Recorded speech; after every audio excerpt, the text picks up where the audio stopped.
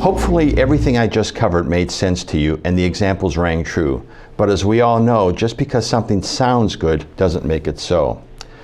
The theory of disruptive innovation was first proposed by Clayton Christensen in his 1997 book, The Innovator's Dilemma. It continues to resonate today, being a #1 best-selling business book on Amazon.com. But to be honest, while I personally have always thought the theory was insightful and very useful, I've never been a big fan of the book that launched it. One of the primary examples in the book is the migration of the hard disk drive industry from the 5¼ form factor to the 3½ disk drive. In my opinion, this example has always fallen short in proving his point for a couple of reasons. First, calling a smaller hard disk drive a new technology is overstating the degree of change.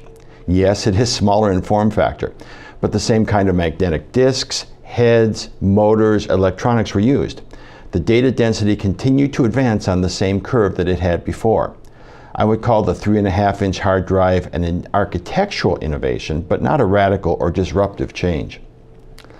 Second, Christensen fails to comment on the most significant thing happening in this time frame, which was the decision from IBM to move from PCs to a smaller footprint on the desk, which included swapping the 5¼ disks for 3½ disks. If IBM had not made that move, the rest of the PC industry would have been slow to change, if ever.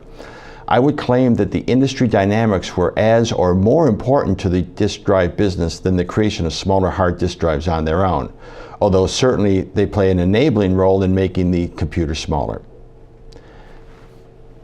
Now, almost 20 years after first being published, 2 business school professors have chosen to critically analyze Christensen's theory. The article in the 2015 edition of MIT Sloan Management Review is attached to the Moodle site. I'd encourage you to read the article, comment in the discussion forum, then come back for the next video.